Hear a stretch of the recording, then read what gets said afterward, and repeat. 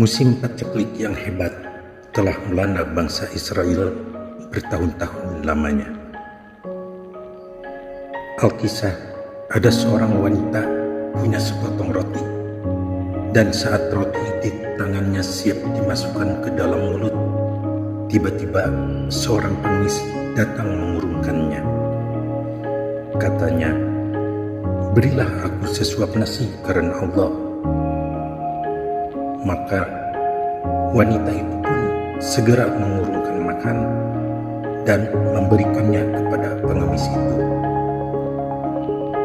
Setelah itu, wanita tersebut keluar untuk mencari kayu bakar di hutan bersama anaknya yang masih kecil.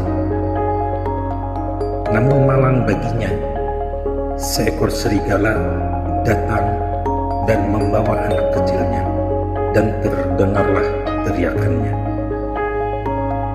Wanita tersebut melacak dan membuntuti kemana serigala itu lari.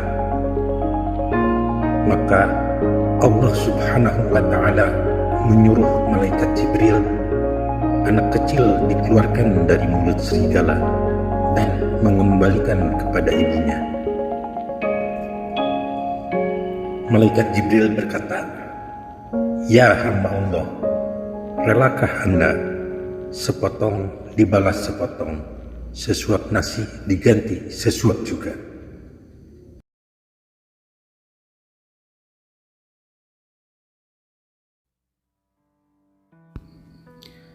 Aisyah radhiyallahu an bercerita bahwasanya seorang wanita menghadap Nabi Shallallahu Alaihi Wasallam sedang tangan kanannya tiada berfungsi atau mati sebelah. Katanya, "Ya junjunanku, doakanlah aku supaya tanganku yang tiada berfungsi ini sembuh kembali." Lalu jawab Nabi, "Kenapa tanganmu sampai jadi demikian?" Wanita itu bercerita, "Pada malam hari aku bermimpi seolah-olah kiamat telah terjadi. Neraka Jahim berkobar dengan apinya dan surga telah tersedia. Namun dalam neraka kulihat ibuku tengah berusaha menghindari sengatan api neraka dengan sepotong lemak atau gaji hewan dan kain sapu tangan yang dikipas-kipaskan oleh kedua tangannya. Dan aku pun bertanya, 'Wahai ibuku, kenapa ibu berada di neraka?' Padahal sepengetahuanku, ibu adalah seorang yang taat beribadah kepada Allah dan berbakti kepada suami, hingga ayah pun ridho kepada ibu." Jawabnya, "Hai putriku, benar aku seorang yang taat kepada Allah dan suami, tapi sifat kikir memaksaku ke tempat ini." Selanjutnya aku bertanya lagi, "Bagaimana dengan lemak dan sapu tangan yang dipegang ibu itu?" Jawabnya, "Itulah harta yang dapat kusedekahkan sepanjang hidupku, berupa sepotong lemak dan secari kain sapu tangan, lain tidak." Dan aku bertanya lagi, "Bagaimana dengan ayahku? Di manakah beliau sekarang?" Jawabnya, "Beliau seorang pemurah, dermawan, suka membantu si lemah. Tentu tempatnya di surga." Maka aku pun segera menuju surga. Ternyata ayah berada di sana. Beliau terbang di atas telaga tuan ya Rasul. Ayah memberi minum banyak manusia. Maka aku menuntut dan berkata, "Hai ayah, kini ibuku ya istrimu yang taat kepada Allah dan berbakti kepadamu tengah terancam bahaya di neraka. Sementara ayah memberi minum banyak orang dari telaga Nabi Shallallahu Alaihi Wasallam. Untuk itu, berilah ibu minum dari telaga ini." Jawabnya, "Hai putriku, Allah melarang mereka yang kikir dan berdosa minum dari telaga Nabi Shallallahu Alaihi Wasallam. Al-Kisah, karena ayah bersikeras tidak mau memberi, maka aku pun memaksa mengambil segelas air telaga itu dan langsung kuberikan kepada ibu yang sedang haus. Namun suara kutukan tertuju kepadaku. Katanya, mudah-mudahan tanganmu layu tidak berfungsi akibat perbuatanmu itu. Maka ketika aku bangun dari tidurku, tangan menjadi layu tidak berfungsi sedemikian ini. Kemudian Aisyah berkata, Nabi Shallallahu Alaihi Wasallam seusai mendengarkan cerita wanita tersebut menaruh tongkat pada tangan yang layu itu dan berdoa, Ya Allah, dengan hak mimpi yang dikisahkan oleh wanita ini, sembuhkanlah tangan yang layu ini.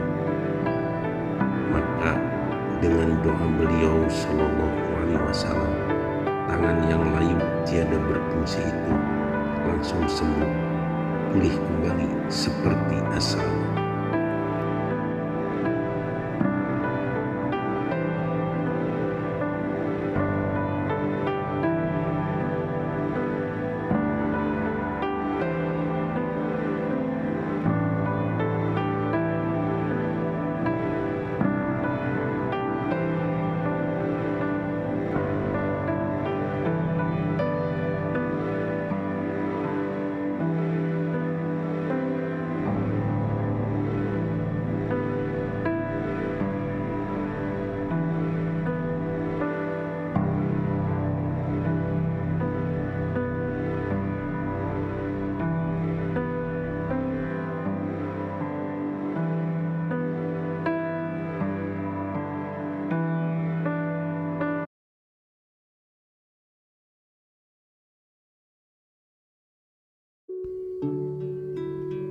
Dikisahkan seekor burung elang mengadu kepada Nabi Sulaiman alaihissalam.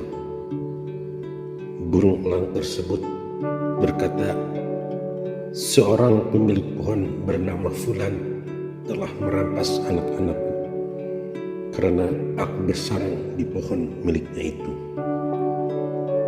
Pengaduannya diterima oleh Nabi Sulaiman dan pria pemilik pohon itu dipanggil serta diberi peringatan untuk tidak lagi mengganggu burung elang tersebut. Di samping itu, Nabi Sulaiman menyuruh dua setan untuk bertindak membelah tubuh pria pemilik pohon tersebut, kemudian membuang tubuhnya secara terpisah ke timur dan barat jika mengulangi perbuatannya. Setelah tiba tahun berikutnya, pria itu melanggar perintah Nabi Sulaiman. Tetapi kali ini sebelum memanjat pohon, ia bersedekah sepotong roti kepada fakir miskin.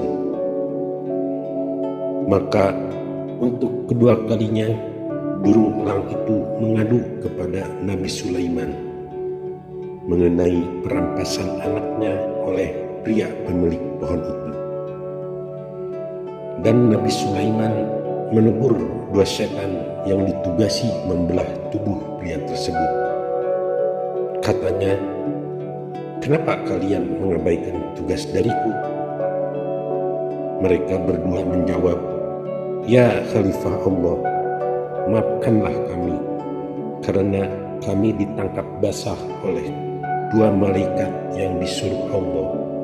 Keduanya tersebut melemparkan kami berdua secara terpisah ke timur dan barat. Rencana kami membelah tubuh pria pemilik pohon itu gagal akibat sepotong roti yang disedekahkan oleh pria itu sebelum memanjat pohon. Nabi Shallallahu Alaihi Wasallam bersabda, di permukaan bumi ini ada 3 amal ibadah terbaik, yaitu 1. Penimba ilmu sebab dialah kekasih Allah, 2. pejuang sabilillah, sebab dialah waliullah. 3. Pengusaha yang halal, sebab ia mulia di sisi Allah. Benarlah apa yang disabdakan oleh Rasul Shallallahu Alaihi Wasallam. Nabi bersabda, takutlah neraka. Artinya, buatlah perisai dengan sedekah yang dapat menjaga dirimu dari siksa neraka, sekalipun hanya dengan separuh kurma. Pada dasarnya, infak fisabilillah merupakan faktor penyebab menuju pahala besar dan terbebas dari bencana dan segala yang membahayakan, baik di dunia dan terutama di akhirat.